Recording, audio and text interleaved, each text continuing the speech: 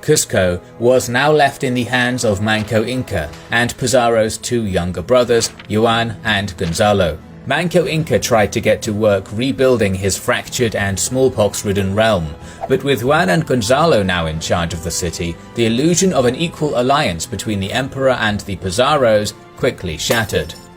Juan and Gonzalo harassed Manco Inca for gold, silver, and native women. Soon he was imprisoned and beaten. Manco Inca now became aware of the horrific bargain he had made for the title of Sapa Inca. 2 years after the death of Atahualpa, the puppet king Manco took his first steps towards rebellion. A secret meeting of the Inca nobility was called, and Manco made a speech to his chiefs. "I ask you, where did we meet them? What is it that we owe them, or which one of them did we injure, so that with these horses and weapons of iron they have made such cruel war on us? It seems to me that it would be neither just nor honest that we put up with this. Rather, we should strive with the utmost determination to either die to the last man, or to kill our cruel enemies." Manco fled the city into the harsh Andes, and soon the Inca war machine began to slowly creak into motion. Chasqui's runners breathlessly crisscrossed the empire, bringing word of Manco's rebellion to the native chiefs. Soon the conquistadors, now the feudal lords, were individually lured away from their palaces and manors and clubbed to death. Within months, these small-scale attacks had killed more Spaniards than had died in the entire conquest thus far. Far off in the mountains, native soldiers started gathering clubs, axes, spears and halberds from their warehouses and marching across the Andes to answer the call of their emperor.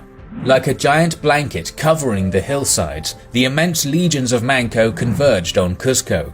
Early in the morning, on Saturday the 6th of May, 1536, conch shell trumpets rang out from the mountains surrounding Cusco. A curtain of javelins, rocks and arrows darkened the sky, while 100,000 soldiers, wielding massive spears and clubs, began to slowly make their way down the hillside, encircling the glittering city. Inca troops poured into the city and forced the Spaniards to retreat into two buildings located in the main plaza. In a panic, the Spaniards darted between the two buildings, now transformed into bunkers. Hernando Pizarro was screaming orders and doing his best to reinforce his position. But before they could even formulate a real plan, the roof of the buildings caught fire. Inca slingers and archers were firing red-hot rocks and flaming arrows into the city. The trapped Spaniards soon found themselves suffocating from the smoke. Hot ashes filled the air. Broken beams fell from the ceiling, tossing up fresh burning embers. As the heat became more intense, it seemed all hope was lost, until suddenly the fire went out. The Incas continued to heave against the Spanish defences. Unable to cut through their armour or defend against a cavalry charge, they swarmed the city and laid a noose around the precarious Spanish position. At the end of the day, they had to cease the attack, barricade the streets they had taken, and rest. From his command centre nearby in Calca, Manco Inca no doubt was certain that within days he would see his men storm the Spanish holdout and bring him victory. The siege dragged on, however. As months passed, new strategies had to be developed. The Inca tore apart roads and streets in order to neutralize cavalry charges. They feigned retreats down narrow alleys in order to lure horsemen into traps. Bolas, a weapon normally reserved for hunting, was introduced in order to tie up charging horses' legs. The battle for Cusco was brutal and long. Spaniards on horses charged at Inca soldiers down narrow streets, and the entire city was essentially reduced to ashes. Manco had sent his finest general, Quiso, to tie down Francisco Pizarro, who was currently in Lima. Quiso was an excellent tactician. He had realized that attacking cavalry on a level ground was a death sentence. Inca troops could do nothing against a charge.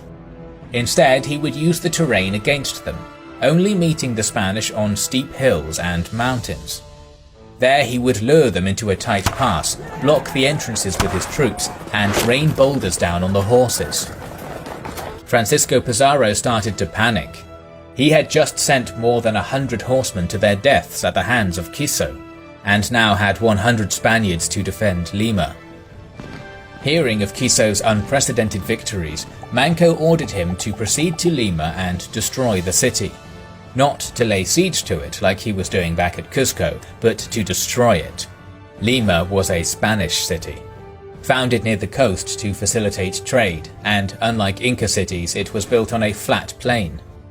Manco's excitement at Quiso's victories had blinded him to the fact that Quiso was using tactics that could not work at Lima. Quiso assaulted the city and failed to take it. He attacked again and continued to be beaten back. On the 6th day of the siege of Lima, Inca troops again poured down from the hills and marched along the flat plain towards the city, with General Quiso leading the charge, lance in hand, with his hand-selected vanguard. As he entered the city, a sudden barrage of arquebuses roared and ripped through the front line. Santiago was screamed as a cavalry charge rammed through the vanguard. As the dust settled and smoke cleared, the Inca army soon saw their general lying on the ground with a Spanish lance in his heart. Pizarro was now free to go break the siege of Cuzco. Breathless Chesky's runners arrived from across the empire.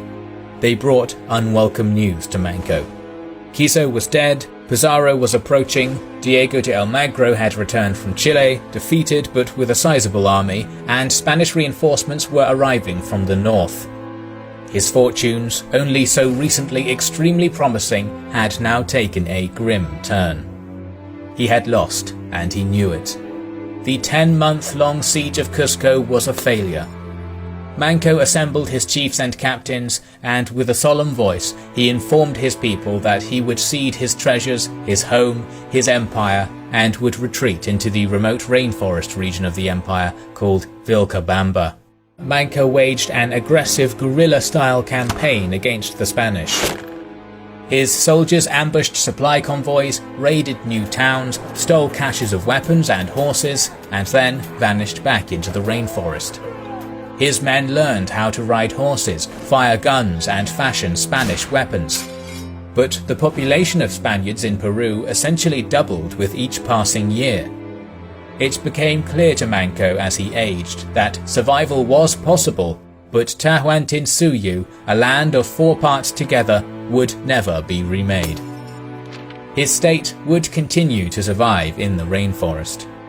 As Almagro died fighting a civil war against the Pizarros, as Francisco Pizarro was assassinated, while Hernando Pizarro rotted in a Spanish prison, and as Gonzalo Pizarro was executed on the orders of the king, the Inca state clung to life for decades, until eventually, in 1572, 36 years after Manco's rebellion, his son and the last Inca emperor, Tupac Amaru, was captured and executed, and the empire of Pachacuti was erased.